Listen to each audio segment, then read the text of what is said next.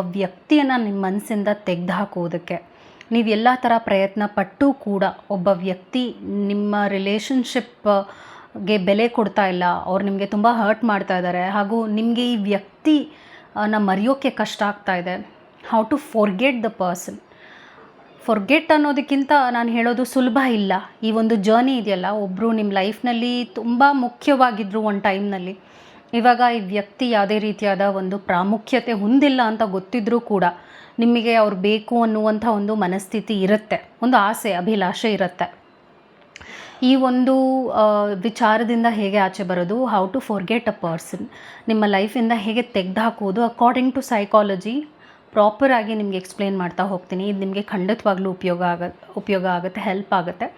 ಅದಕ್ಕೆ ಮುಂಚೆ ಚಾನಲ್ನ ಸಬ್ಸ್ಕ್ರೈಬ್ ಮಾಡಲಿಲ್ಲ ಅಂದರೆ ದಯವಿಟ್ಟು ಸಬ್ಸ್ಕ್ರೈಬ್ ಮಾಡಿ. ಹಾಗೂ ನಿಮಗೇನಾದರೂ individual counselling, tarot reading session ಬೇಕಿದೆ ಅಂದರೆ ಡಿಸ್ಕ್ರಿಪ್ಷನಲ್ಲಿ ಕೊಟ್ಟಿರುವ ನಂಬರ್ಗೆ ಕಾಲ್ ಮಾಡಿ ಅಪಾಯಿಂಟ್ಮೆಂಟ್ನ ಪಡಿಬೇಕಾಗುತ್ತೆ. ಒಂದು ಫೋನ್ ಮುಖಾಂತರನಾದ್ರು ತೊಗೋಬಹುದು, ನೀವು ಆಫೀಸ್ಗಾದರೂ ಬಂದು ಪಡಿಬಹುದು. ನಿಮಗೆ ಯಾವುದು ಅನುಕೂಲ ಅನಿಸುತ್ತೆ ನೀವು ಮಾಡಬಹುದು.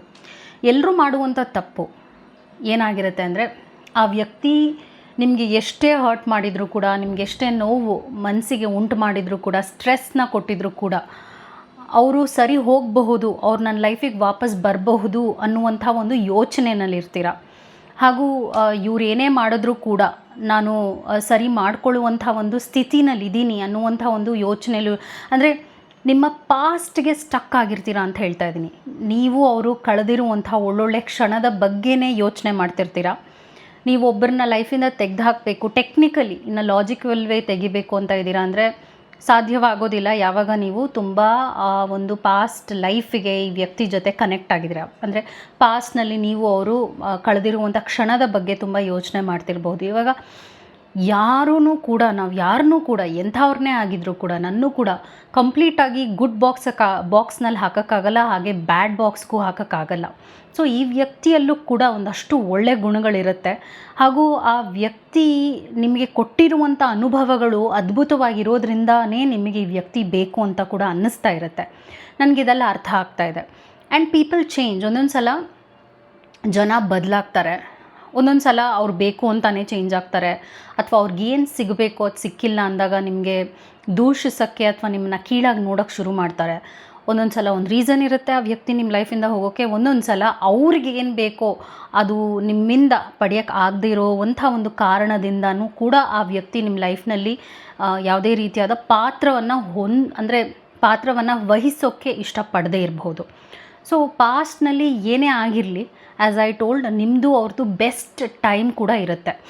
ಆ ಬೆಸ್ಟ್ ಟೈಮ್ ಬಗ್ಗೆನೇ ನೀವು ಎಷ್ಟು ಯೋಚನೆ ಮಾಡ್ತಿರ್ತೀರ, ಈ ಒಂದು ಪರ್ಸನ್ನ, ಈ ವ್ಯಕ್ತಿಯನ್ನು ನಿಮಗೆ ಮರೆಯೋಕ್ಕೆ ಬಹಳ ಕಷ್ಟ ಆಗುತ್ತೆ. ನಾನು ಹೇಳುವಂಥ 4 ವಿಚಾರಗಳನ್ನ ಸ್ಟೆಪ್ ಬೈ ಸ್ಟೆಪ್ ನೀವು ಫಾಲೋ ಮಾಡಿದ್ರೆ ಖಂಡಿತವಾಗ್ಲೂ ಈ ವ್ಯಕ್ತಿಯನ್ನು ನೀವು ಗೆಟ್ ರಿಡ್ ಮಾಡ್ಬೋದು, ನಿಮ್ಮ ಲೈಫಿಂದ ತೆಗೆದು ಹಾಕ್ಬೋದು. ಮಾನಸಿಕವಾಗಿ, ಇಮೋಷ್ನಲಿ, ಫಿಸಿಕಲಿ ಡಿಸ್ಟೆಂಟ್ ಆಗಿರ್ತೀರಾ, ಹೌದು. ಇಮೋಷ್ನಲಿ ಹೇಗೆ ಡಿಸ್ಟೆಂಟ್ ಆಗುವಂಥದ್ದು. ಅದಕ್ಕೆ ಮುಂಚೆ ಚಾನಲ್ನ ಸಬ್ಸ್ಕ್ರೈಬ್ ಮಾಡಲಿಲ್ಲ ಅಂದರೆ ದಯವಿಟ್ಟು ಸಬ್ಸ್ಕ್ರೈಬ್ ಮಾಡಿ. ಹಾಗೂ ನಿಮಗೇನಾದರೂ individual counselling, tarot reading session ಬೇಕಿದೆ ಅಂದರೆ ಡಿಸ್ಕ್ರಿಪ್ಷನಲ್ಲಿ ಕೊಟ್ಟಿರುವ ನಂಬರ್ಗೆ ಕಾಲ್ ಮಾಡಿ ಅಪಾಯಿಂಟ್ಮೆಂಟ್ನ ಪಡಿಬೇಕಾಗತ್ತೆ. ಒಂದು ಫೋನ್ ಮುಖಾಂತರನಾದ್ರು ತೊಗೋಬಹುದು, ಅಥವಾ ನೀವು ಆಫೀಸ್ಗಾದರೂ ಬಂದು ಪಡಿಬಹುದು. ನಿಮಗೆ ಯಾವುದು ಅನುಕೂಲ ಅನಿಸುತ್ತೆ ನೀವು ಮಾಡಬಹುದು. So let start. Point number 1 ಏನಾಗುತ್ತೆ ಅಂದರೆ, ಎಕ್ಸ್ಪೋಜರ್ ಟು ಸ್ಟಿಮ್ಯುಲೈ ಅಂತ ನಾವು ಸೈಕಾಲಜಿಲಿ ಹೇಳ್ತೀವಿ. ಎಕ್ಸ್ಪೋಜರ್ ಟು ಸ್ಟಿಮ್ಯುಲೈ ಅಂದರೆ, ನೀವು ಇಷ್ಟಪಡುವಂಥ ವ್ಯಕ್ತಿ ನಿಮ್ಮ ಸುತ್ತ ಎಷ್ಟು ಇರ್ತಾರೆ, ಎಷ್ಟು ನೀವು ಎಕ್ಸ್ಪೋಸ್ ಆಗ್ತಾ ಇದ್ದೀರಾ, ನಿಮಗೆ ಈ ವ್ಯಕ್ತಿಯನ್ನು ಮರೆಯೋದಕ್ಕೆ ಕಷ್ಟ ಆಗುತ್ತೆ. ಈಗ ಒಂದೊಂದು ಸಂದರ್ಭದಲ್ಲಿ ಹೇಗಿರುತ್ತೆ ಅಂದರೆ, ನೀವು ಈ ವ್ಯಕ್ತಿನ ನಿಮ್ಮ ಲೈಫ್ನಲ್ಲಿ ಮರಿಬೇಕು ಅಂತ ಇದ್ದೀರಾ, ಈ ವ್ಯಕ್ತಿಯಿಂದ ದೂರ ಆಗಬೇಕು ಅಂತ ಇದ್ದೀರಾ ಅಂದರೆ, ಅಕಸ್ಮಾತ್ ನೀವು ಈ ವ್ಯಕ್ತಿ ಒಟ್ಟಿಗೆ ಕೆಲಸ ಮಾಡ್ತಾ ಇದ್ದರೆ ಹಾಗೂ ನೀವು ಅವ್ರನ್ನ ದಿನ ಭೇಟಿ ಆಗ್ತಾ ಇದ್ದರೆ ಇದರಿಂದ ಆಚೆ ಬರೋಕ್ಕೆ ಬಹಳ ಕಷ್ಟ ಆಗುತ್ತೆ. ಪಾಯಿಂಟ್ ನಂಬರ್ 1, ಸ್ಟೆಪ್ ನಂಬರ್ 1 ನಾವೇನು ಹೇಳ್ತೀವಿ ಅಂದರೆ ನೋ ಕಾಂಟ್ಯಾಕ್ಟ್ ಅಂತ ಹೇಳ್ತೀವಿ. ನೋ ಕಾಂಟ್ಯಾಕ್ಟ್ ಅಂದರೆ ನೀವು ಈ ವ್ಯಕ್ತಿ ಜೊತೆ ಯಾವುದೇ ರೀತಿಯಾದ ಸಂಪರ್ಕವನ್ನು ಹೊಂದಿರಬಾರ್ದು ಅಂತ. ಅವರ ಕಾಂಟ್ಯಾಕ್ಟ್ನ ಡಿಲೀಟ್ ಮಾಡೋದಾಗಿರಬಹುದು, ಅಥವಾ ಒಂದೊಂದು ಸಲ ಬ್ಲಾಕ್ ಅನ್ಬ್ಲಾಕ್ ನಿಮ್ಮ ಕಡೆಯಿಂದ ನೀವು ಮಾಡ್ತಿರ್ತೀರಾ. ಯಾಕೆಂದರೆ ನಿಮಗೊಂದು ಕ್ಯೂರಿಯಾಸಿಟಿ ಇರುತ್ತೆ, ಅವರೇನಾದರೂ ವಾಪಸ್ ಬರ್ತಾರಾ, ಅವರೇನಾದರೂ ಬದಲಾಗ್ತಾರಾ. ಸೊ ನೀವು ಎಲ್ಲ ಪ್ರಯತ್ನಗಳನ್ನೂ ಪಟ್ಟಿರ್ತೀರ. ನಾನೇನು ಹೇಳ್ತಿದ್ದೀನಿ, ಈ ವಿಡಿಯೋ ನೀವು ನೋಡ್ತಾ ಇದ್ದೀರಾ, ಈ ವಿಡಿಯೋನ ಏನಕ್ಕೆ ನೋಡ್ತಿದ್ದೀರಾ ಅಂದರೆ, ನಿಮಗೂ ಅರ್ಥ ಆಗ್ತಾ ಇದೆ ಈ ವ್ಯಕ್ತಿ ನಿಮಗೆ ಒಳ್ಳೆಯ ಒಂದು ಪೂರಕವಾದ ಪರ್ಸನ್ ಅಲ್ವೇ ಅಲ್ಲ ನಿಮ್ಮ ಲೈಫ್ನಲ್ಲಿ. ಇನ್ನೇನು ಉಪಯೋಗ ಇಲ್ಲ, ನನ್ನ ಕಡೆಯಿಂದ ನಾನು ಇನ್ನೇನು ಉಳಿಸ್ಕೊಳ್ಳೋಕ್ಕೆ ಸಾಧ್ಯವಾಗ್ತಾ ಇಲ್ಲ. ಆದರೆ ಒಂದೊಂದು ರಿಲೇಷನ್ಶಿಪ್ ಅಡಿಕ್ಷನ್ ಕೂಡ ಆಗ್ಬೋದು. ಅಂದರೆ ನಿಮಗೆ ಗೊತ್ತಿದ್ದರೂ ಕೂಡ ಈ ವ್ಯಕ್ತಿ ನಿಮಗೆ ನೋವು ಕೊಡ್ತಾರೆ, ವಾಪಸ್ ಹೋದರೆ ಅವ್ರು ನಿಮಗೆ ಅವಮಾನ ಮಾಡ್ಬೋದು, ಎಷ್ಟೋ ರೀಸನ್ಸ್ ಇರುತ್ತೆ. ಆದರೂ ಕೂಡ ನೀವು ಮಾಡಿರುವ ತಪ್ಪುಗಳನ್ನೇ ಮಾಡ್ತಾ ಹೋದಾಗ ಏನಾಗುತ್ತೆ ಅಂದರೆ ನೀವು ತುಂಬ ಮೆಂಟಲಿ ಇಮೋಷ್ನಲಿ ವೀಕ್ ಆಗ್ತಾ ಹೋಗ್ತೀರಾ. ಸೊ ಅವ್ರ ನಂಬರ್ಗೆ ಪದೇ ಪದೇ ಕಾಲ್ ಮಾಡೋದು, ಮೆಸೇಜ್ ಮಾಡೋದು, ಇದೆಲ್ಲ ಎಷ್ಟೋ ನೀವು ಮಾಡಿ ಕೂಡ ಅರ್ಥ ಆಗಿರುತ್ತೆ ಇದರಿಂದ ಏನೂ ರಿಸಲ್ಟ್ ಇಲ್ಲ ಅಂದ್ರೂ ನಿಮಗೆ ಅವ್ರಿಗೆ ಕಾಲ್ ರೀಚ್ ಔಟ್ ಮಾಡೋಕ್ಕೆ ಒಂದು ಚಟಪಟ ಮನಸ್ಥಿತಿ ಆಗಿರುತ್ತೆ. ಅಂದರೆ ಚಂಚಲತೆ, ನಾನು ಹೇಳ್ತಾ ಇರೋದು ಚಂಚಲತೆ ಮನೋಭಾವನೆ ಬಂದಿರುತ್ತೆ. ಸೊ ಇದರಿಂದ ಆಚೆ ಬರೋದಕ್ಕೆ ನಾನು ನಿಮ್ಗೆ ಹೇಳ್ತಿರೋದು ನೋ ಕಾಂಟ್ಯಾಕ್ಟ್. ಅಂದರೆ ನಂಬರ್ ನಿಮ್ಮ ಫೋನಲ್ಲಿ ಇರಬಾರ್ದು. ಇವಾಗ ಫೋನೇ ಒಂದು ಪ್ರಾಬ್ಲಮ್ ಆಗ್ತಾಯಿದೆ ಅಂದರೆ ಮೇ ಬಿ ನೀವು ನಿಮ್ಮ ಫೋನ್ ನಂಬರ್ನ ಚೇಂಜ್ ಮಾಡ್ಕೊಳ್ಳೋದು ಒಳ್ಳೆಯದೇ. ಸೊ ನೀವು ಎಷ್ಟು ಕಾಂಟ್ಯಾಕ್ಟ್ನಲ್ಲಿ ಈ ವ್ಯಕ್ತಿ ಜೊತೆ ಇರ್ತೀರಾ, ನೀವು ಈ ವ್ಯಕ್ತಿನ ಮರೆಯೋಕ್ಕೆ ಸಾಧ್ಯ ಇಲ್ಲ. ಅಕಸ್ಮಾತ್ ನೀವು ಹೇಳಿದಾಗೆ ಒಂದೊಂದು ಸಿಚುವೇಷನಲ್ಲಿ ನೀವು ಅವರು ಒಂದೇ ಕಡೆ ಕೆಲಸ ಮಾಡ್ತಿದ್ರೆ ಅಥವಾ ಒಂದೇ ಮನೇಲಿದ್ದರೆ ಸಮಥಿಂಗ್ ಲೈಕ್ ದಟ್, ಆ ಸಿಚುವೇಷನ್ ಎಲ್ಲ ಒಂದೊಂದು ರೀತಿಯಾಗಿರುತ್ತೆ. ಅದನ್ನ ನಾವು ಸರಿ ಮಾಡ್ಕೊಳ್ಳೋಕ್ಕೆ ಕಷ್ಟ ಆಗುತ್ತೆ. ಬಟ್ ಆ ವ್ಯಕ್ತಿನ ನೀವು ಡಿಸ್ಕನೆಕ್ಟ್ ಮಾಡಬೇಕು ಅಂದರೆ no contact rule is a must.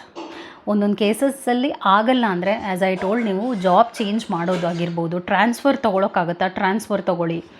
ಒಟ್ಟಿನಲ್ಲಿ ನೀವು ಅವರು ಎಷ್ಟು ಹತ್ತಿರ ಇರ್ತೀರಾ ಅದು ನಿಮಗೆ ತುಂಬ ಮಾನಸಿಕವಾಗಿ ಕುಗ್ಗಿಸ್ತಾ ಹೋಗುತ್ತೆ. ಪಾಯಿಂಟ್ ನಂಬರ್ 1, ನಾವು ಎಕ್ಸ್ಪೋಜರ್ ಟು ಸ್ಟಿಮ್ಯುಲೈ ಅಂದರೆ ನೀವು ಎಷ್ಟು ಆ ಒಂದು ಸ್ಟಿಮ್ಯುಲೈ ಅಂದರೆ ಆ ಪರ್ಸನ್ಗೆ ಎಕ್ಸ್ಪೋಸ್ ಆಗ್ತಾ ಇರ್ತೀರ, ಎಷ್ಟೋ ಅವ್ರನ್ನ ನೀವು ನಿಮ್ಮ ಮನಸ್ಸಿನಲ್ಲಿ ಇಟ್ಕೊಂಡಿರ್ತೀರ, ಅವ್ರನ್ನ ನೀವು ಎಷ್ಟು ಅವ್ರ ಬಗ್ಗೆನೇ ಯೋಚನೆ ಮಾಡ್ತಿರ್ತೀರ, ಅದರಿಂದ ಆಚೆ ಬರೋಕ್ಕೆ ಕಷ್ಟ ಆಗುತ್ತೆ. ಸೊ ರೀಪ್ಲೇಸ್ಮೆಂಟ್ ಮಾಡಬೇಕಾಗತ್ತೆ. ಆ ಎಕ್ಸ್ಪೋಜರ್ ಟು ಸ್ಟಿಮ್ಯುಲೈ ಆದಮೇಲೆ ರೀಪ್ಲೇಸ್ ಮಾಡಬೇಕು. ಈ ವ್ಯಕ್ತಿಯನ್ನು ಇನ್ನೊಬ್ಬ ವ್ಯಕ್ತಿಗೆ ರೀಪ್ಲೇಸ್ ಮಾಡೋದಾಗಿರ್ಬೋದು, ಅಥವಾ ಬೇರೆ ಇನ್ನೇನಾದರೂ ಒಂದು ಆ್ಯಕ್ಟಿವಿಟೀಸ್ನಲ್ಲಿ ತೊಡಗುವಂಥದ್ದು, ಇಂಥದ್ದನ್ನೆಲ್ಲ ನೀವು ಆ್ಯಕ್ಟಿವ್ ಆಗೇ ಮಾಡಬೇಕಾಗತ್ತೆ. ನೀವು ಎಷ್ಟು ಒಂಟಿಯಾಗಿರ್ತೀರ, ನೀವು ಯಾರೂ ಬೇಡ ಅಂತ ಒಂದು ರೂಮ್ನಲ್ಲಿ ಕೂತ್ಕೊಂಡಿರ್ತೀರ, ಇದರಿಂದ ನಿಮ್ಗೆ ಯಾವುದೇ ರೀತಿಯಾದ ಸೊಲ್ಯೂಷನ್ ಸಿಗಲ್ಲ ಅಂತ ಹೇಳ್ತಾ ಇದ್ದೀನಿ. 2ನೇ ಸ್ಟೆಪ್ ಏನಾಗುತ್ತೆ ಅಂದರೆ ರೋಸಿ ರಿಟ್ರೋಸ್ಪೆಕ್ಷನ್ ಅಂತ ಹೇಳ್ತೀವಿ. ರೋಸಿ ರಿಟ್ರೋಸ್ಪೆಕ್ಷನ್ ಅಂದರೆ ಅಕಾರ್ಡಿಂಗ್ ಟು ಸೈಕಾಲಜಿ ನೀವು ಪಾಸಿಟಿವ್ ಇಮೋಷನ್ಸ್ಗೆ ಈ ವ್ಯಕ್ತಿ ಜೊತೆ ಅಟ್ಯಾಚ್ ಆಗಿರ್ತೀರಾ ಅಂತ ಅರ್ಥ.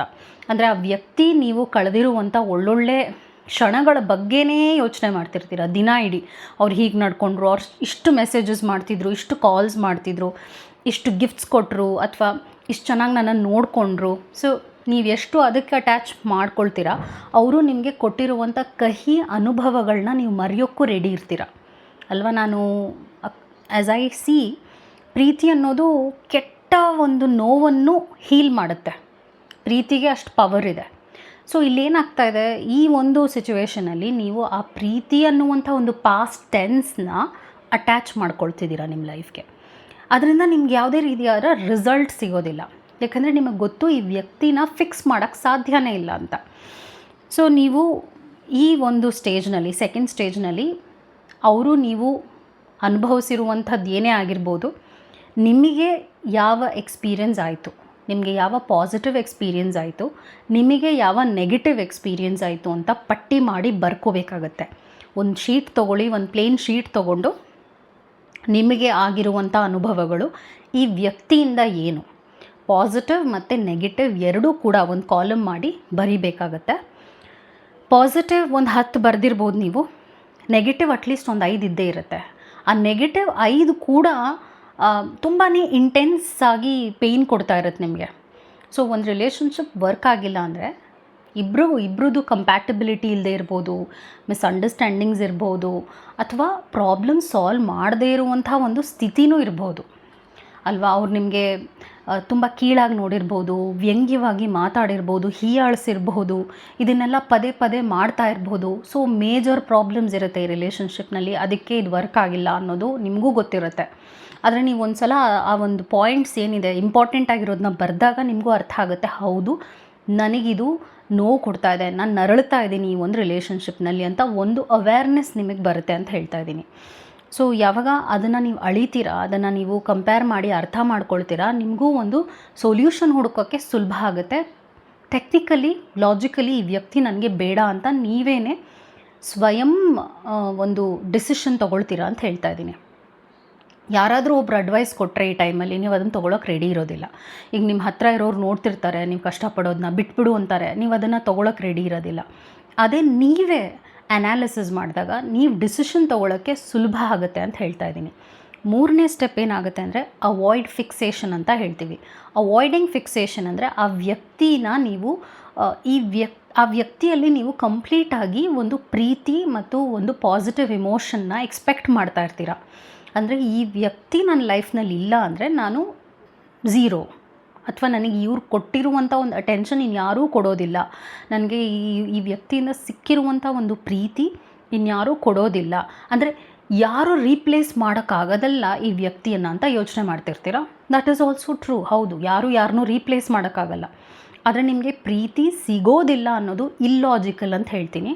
ಈ ಒಂದು ತಪ್ಪು ಮನೋಭಾವನೆಯನ್ನು, ತಪ್ಪು ಕಲ್ಪನೆಯನ್ನು ನೀವು ಇಟ್ಕೊಂಡಿರ್ತೀರ.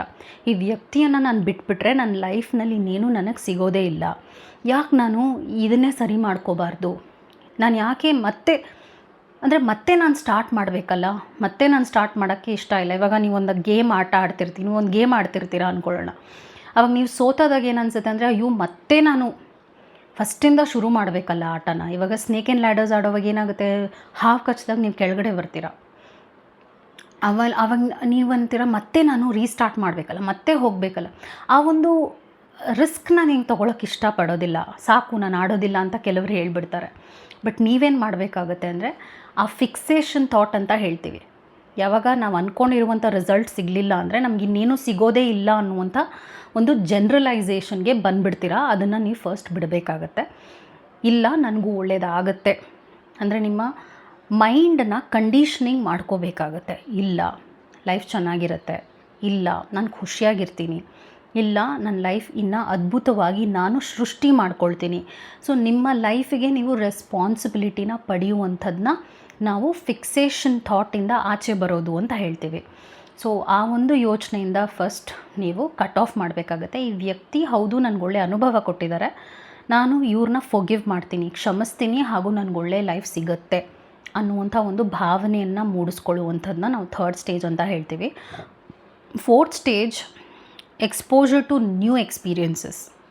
ಫೋರ್ತ್ ಸ್ಟೇಜ್ನಲ್ಲಿ ಏನು ಮಾಡಬೇಕಾಗತ್ತೆ ನೀವು ಅಂದರೆ, maybe after a month, okay, ನಾನು ಇವಾಗಲೇ ರೆಡಿಯಾಗಿ ಇದನ್ನು ಮಾಡೋಕ್ಕೆ ಅಂತ ಹೇಳ್ತಾ ಇಲ್ಲ, 1 ತಿಂಗಳಾದ ನಂತರ ಒಳ್ಳೊಳ್ಳೆ ಅನುಭವಕ್ಕೆ ವೆಲ್ಕಮ್ ಆಗಿರುವಂಥ ಯೋಚನೆನ ಪಡೆಯುವಂಥದ್ದು. ಅಂದರೆ ಮೇ ಬಿ ಒಂದು ಹೊಸ ಆ್ಯಕ್ಟಿವಿಟಿಗೆ ಇನ್ವಾಲ್ವ್ ಆಗುವಂಥದ್ದು, ಹೊಸ ಹಾಬಿಗೆ ಇನ್ವಾಲ್ವ್ ಆಗುವಂಥದ್ದು, ಹೊಸ ಕೋರ್ಸ್ ಮಾಡುವಂಥದ್ದು, ಬೇರೆ ಜಾಬ್ ಹುಡುಕಿ ಮೇ ಬಿ ನಿಮ್ಮ ಜಾಬ್ ಚೇಂಜ್ ಮಾಡ್ಕೊಳ್ಳು. ಅಂದರೆ ನೀವು ನಿಮ್ಮ ಲೈಫ್ನ ಮತ್ತೆ ಶುರು ಮಾಡ್ತಾಯಿದ್ದೀರ, ಹೊಸ ಚಾಪ್ಟರ್ಗೆ ನೀವು ಎಕ್ಸ್ಪೋಸ್ ಆಗ್ತಾಯಿದ್ದೀರಾ ಅಂತ ಅರ್ಥ. ನೀವು ಯಾವಾಗ ಅದನ್ನು ಮಾಡ್ತೀರಾ ನಿಮಗೂ ಕೂಡ ಒಂದು ಭಾವನೆ ಮೂಡುತ್ತೆ, ಒಂದು ಭರವಸೆ ಬರುತ್ತೆ ನನ್ನ ರಿಲೇಷನ್ಶಿಪ್ನಲ್ಲಿ. ಅಂದರೆ ನನ್ನ ಮುಂದೆ ಬರುವಂಥ ರಿಲೇಷನ್ಶಿಪ್ ಏನೇ ಆಗಿರಲಿ ಒಳ್ಳೆಯದಾಗುತ್ತೆ ನನಗೆ ಅಂತ. ನೀವು ಅದೇ ಒಂದು ಸಿಚುವೇಶನ್, ಅದೇ ಒಂದು ಲೈಫ್ನಲ್ಲಿ ಸಿಕ್ಕಾಕೊಂಡಿದ್ದೀರಾ ಅಂದರೆ ಇನ್ನೇನೂ ಆಗೋದಿಲ್ಲ, ಅದೇ ಆಗುತ್ತೆ ಅಲ್ವಾ. ಸೊ ನಿಮ್ಮ ಲೈಫ್ನಲ್ಲಿ ಕೆಲವು ಹೊಸದಾಗಿರುವಂಥ ಎಕ್ಸ್ಪೀರಿಯನ್ಸಸ್ನ ನೀವು ಆನ್ ಪರ್ಪಸ್ ತರುವಂಥದ್ದನ್ನ ನಾವು ಎಕ್ಸ್ಪೋಜರ್ ಟು ನ್ಯೂ ಎಕ್ಸ್ಪೀರಿಯನ್ಸಸ್ ಅಂತ ಹೇಳ್ತೀವಿ. ಇದನ್ನು ನಾವು ಸೆಲ್ಫ್ ಇಂಪ್ರೂವ್ಮೆಂಟ್ ಅಂತ ಕೂಡ ಹೇಳ್ಬೋದು. ನೀವು ಆ ಒಂದು ರಿಲೇಷನ್ಶಿಪ್ನಲ್ಲಿ ಏನು ಕಲ್ತ್ರಿ, ಇದರಿಂದ ನಿಮ್ಗೆ ಏನು ನೋವಾಗಿರುತ್ತಲ್ಲ, ನೋವಿಂದ ನೀವೇನು ಕಲ್ತಂಗಾಯಿತು, ನೀವೆಷ್ಟು ಸ್ಟ್ರಾಂಗ್ ಆದ್ರಿ. ಯಾಕಂದರೆ ಒಬ್ಬರು ನಿಮಗೆ ಹರ್ಟ್ ಮಾಡಿದ್ರು ಅಂದರೆ ಮುಂದೆ ಕೂಡ ಈಗ ಯಾರು ಮಾಡೋಕ್ಕೆ ಬಂದಾಗ ನಿಮ್ಗೆ ಗೊತ್ತಿರುತ್ತೆ ಹೇಗೆ ಹ್ಯಾಂಡಲ್ ಮಾಡೋದು ಆ ಒಂದು ಪ್ರಾಬ್ಲಮ್ನ ಅಂತ. ನೀವು ವೀಕಾಗಿ ಪೋಟ್ರೆ ಆಗೋದಿಲ್ಲ. ಸೊ ಆ ಒಂದು ಕಹಿ ಅನುಭವದಲ್ಲೂ ನೀವೇನೋ ಒಂದು ಕಲಿಯುವಂಥದ್ದಿರುತ್ತೆ, ಅದನ್ನ ಕಲ್ತ್ಕೊಂಡು ಮುಂದೆ ಹೋಗಬೇಕಾಗತ್ತೆ. ಆ್ಯಸ್ ಐ ಟೋಲ್ಡ್, 1 ತಿಂಗಳಾದಮೇಲಾದರೂ ಕೂಡ ನೀವು ಒಂದು ಹೊಸದಾದ ಲೈಫ್ನ ಸ್ವೀಕರಿಸಬೇಕಾಗತ್ತೆ. ಯಾವುದೇ ರೀತಿಯದಾದರೂ ಆಗಿರ್ಬೋದು, ಮೇ ಬಿ ಜಿಮ್ಗೆ ಜಾಯ್ನ್ ಆಗುವಂಥದ್ದು, ಯೋಗ ಕ್ಲಾಸಸ್ಗೆ ಜಾಯ್ನ್ ಆಗುವಂಥದ್ದು, ಅಥವಾ ಹೊಸದಾದ ಫ್ರೆಂಡ್ಸ್ನ ಮಾಡ್ಕೊಳ್ಳುವಂಥದ್ದು, ಈ ಥರ ಹೊಸದಾಗಿರುವಂಥ ವಿಷಯಗಳನ್ನ ನಿಮ್ಮ ಲೈಫಲ್ಲಿ ಮಾಡುವುದು ಇಂಪಾರ್ಟೆಂಟ್ ಆಗುತ್ತೆ, ಬೇಕಾಗುತ್ತೆ. ಅದು ನಿಮಗೋಸ್ಕರನೇ ನಾನು ಹೇಳ್ತಾ ಇರೋವಂಥದ್ದು. ಸೊ ಇದೆಲ್ಲ ಮಾಡಿದಾಗ ಆ ವ್ಯಕ್ತಿ ನಶಿಸಿ ಹೋಗ್ತಾರೆ. ಆಫ್ಟರ್ ಅ ಪಾಯಿಂಟ್ ನಿಮಗಿವಾಗ ಬೇಕೇ ಬೇಕು, ಇವ್ರು ಇಲ್ಲದೆ ಹೋದರೆ ನಾನು ಸತ್ತು ಹೋಗ್ತೀನಿ ಅನ್ನುವಂಥ ಒಂದು ಯೋಚನೆ ಇದೆ ಅಂದರೆ ಅದರಿಂದ ಆಚೆ ಬರೋಕ್ಕೆ ಸಾಧ್ಯ ಆಗುತ್ತೆ. ನಾನು ಆ ಒಂದು ರೀಸನ್ಗೆ ಸ್ಟೆಪ್ ಬೈ ಸ್ಟೆಪ್ ನಿಮಗೆ ಎಲ್ಲವನ್ನು ಎಕ್ಸ್ಪ್ಲೇನ್ ಮಾಡಿದ್ದೇ ಈ ರೀಸನ್ಗೆ ನೀವು ಅದರಿಂದ ಆಚೆ ಬರೋಕ್ಕೆ ಸುಲಭ ಆಗುತ್ತೆ. ಡಿಕೋಡ್ ಮಾಡೋದು ಅಂತೀವಲ್ಲ, ಡಿಕೋಡ್ ಮಾಡಿದ್ದು ನಾನು ಈ ಒಂದು ವೀಡಿಯೋನಲ್ಲಿ. I hope this video was helpful. And ನೀವು ನನ್ನ ಹತ್ರ ಸೆಷನ್ಸಿಗೆ ಬಂದರೂ ನಾನು ಈ ಥರನೇ ಗೈಡೆನ್ಸ್ ಕೊಡ್ತೀನಿ. ಇದರಲ್ಲಿ ಇದು ತುಂಬಾ ಕ್ಲಿಯರ್ ಆಗಿದೆ, ಕ್ರಿಸ್ಟಲ್ ಕ್ಲಿಯರ್ ಆಗಿದೆ. ನಾನು ಇನ್ನೇನು ನಿಮಗೆ ಹೊಸದಾಗಿ ಏನೂ ಹೇಳೋದಿಲ್ಲ ನೀವು ಸೆಷನ್ ತೊಗೊಂಡ್ರೂ ಕೂಡ. ಸೊ ಇದನ್ನು ನೀವು ಹೇಳಿದ್ದನ್ನ ಫಾಲೋ ಮಾಡಿದ್ರೆ 100% ರಿಸಲ್ಟ್ ಇರುತ್ತೆ.